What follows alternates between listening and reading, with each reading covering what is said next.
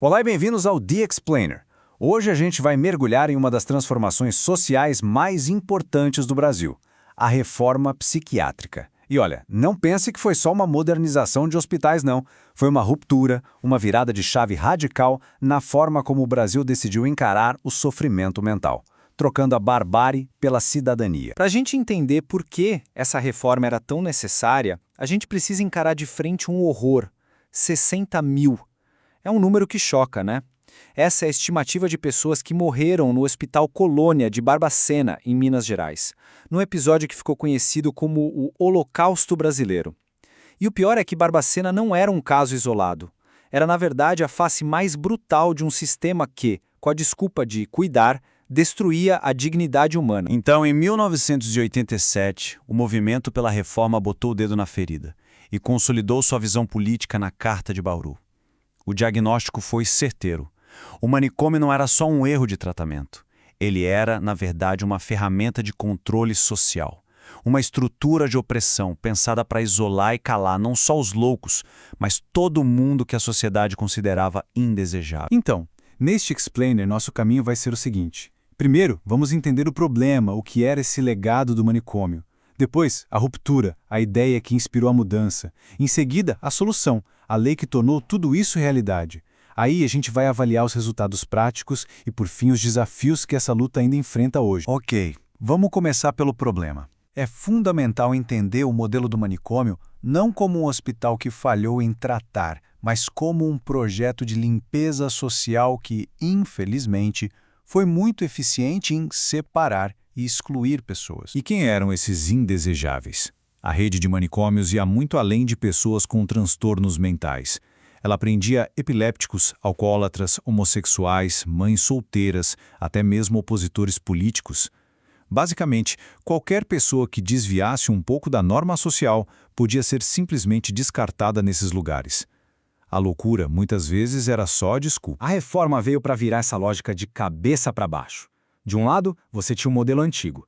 Tudo acontecendo no hospital isolado, focado em excluir, tratando o paciente como um objeto passivo.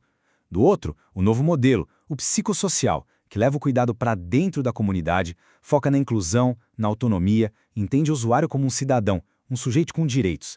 A mudança é total, né? E essa virada de chave não surgiu do nada, não. Ela foi muito inspirada por um movimento revolucionário que aconteceu na Itália, a chamada Psiquiatria Democrática Italiana, que foi liderada por um cara chamado Franco Basaglia. Inspirados por essa galera da Itália, os reformistas aqui no Brasil começaram a se fazer a pergunta central de tudo isso.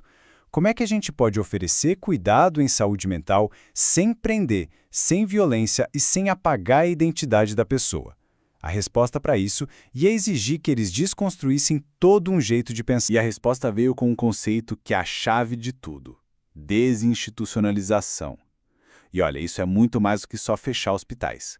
É um projeto cultural, político, para desmontar a ideia do manicômio que está dentro da gente e das nossas instituições e construir um novo lugar social para a loucura. Um lugar baseado na cidadania. A liberdade é terapêutica. Essa frase do Franco Basaglia é, assim, o resumo perfeito da nova proposta. A ideia é revolucionária. O cuidado de verdade só pode acontecer em liberdade, com a pessoa inserida na vida, na sua comunidade. A própria liberdade se torna uma parte fundamental do tratamento. Ok, a ideia é incrível, mas como é que isso se transforma em política pública aqui no Brasil? Foi preciso construir toda uma estrutura de leis e de serviços, transformando o que era uma utopia em uma rede de cuidado real que acontece no território, perto das pessoas. Esse movimento foi amadurecendo por décadas. Começou lá em 78 com os trabalhadores da saúde, mas foi ganhando corpo.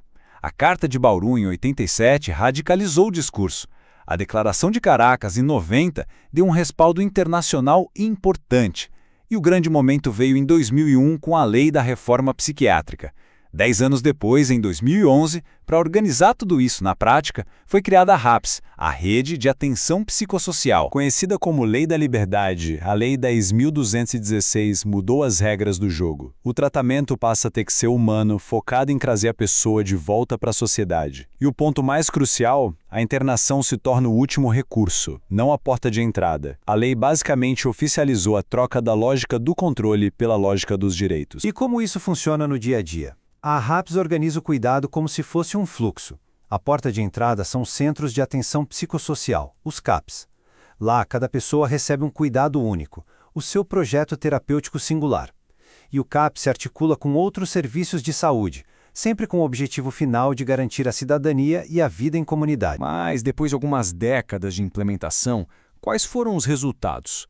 Vamos agora fazer um balanço do que foi conquistado e também das disputas e desafios que a reforma ainda enfrenta. Os dados mostram que o impacto foi gigantesco. Se liga só, entre 2002 e 2018, os leitos em hospitais psiquiátricos caíram de mais de 50 mil para cerca de 16 mil. Ao mesmo tempo, o número de CAPs explodiu, saindo de uns 300 para mais de 2.500. O investimento do governo federal acompanhou essa mudança, passando a priorizar a rede comunitária. A transformação foi real e dá para medir. Um pesquisador chamado Silvio Yasui nos ajuda a entender a reforma de um jeito mais amplo, em 4 dimensões.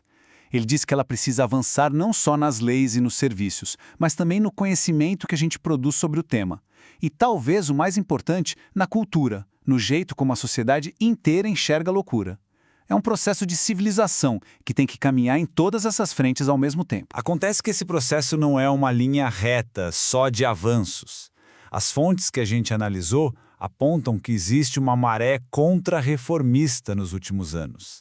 Basicamente, é um movimento político que tenta valorizar de novo o hospital psiquiátrico e as comunidades terapêuticas que isolam as pessoas, o que acaba ameaçando o modelo de cuidado em liberdade e o financiamento de toda a rede comunitária que foi construída por décadas. Isso nos leva ao nosso ponto final. A reforma psiquiátrica não é um evento que ficou no passado, uma página virada da história. Ela é um processo vivo, uma luta de todo dia, que exige que a gente fique sempre de olho para não deixar que haja retrocessos. E a pergunta que fica para a gente pensar é: será que nós realmente construímos uma sociedade sem manicômios? Ou será que a gente só trocou os muros de concreto dos hospitais por outros muros, mais invisíveis? O preconceito, a medicalização da vida, a exclusão social. A luta antimanicomial, como a gente viu, continua mais atual do que nunca. Obrigado por assistir ao The Explainer.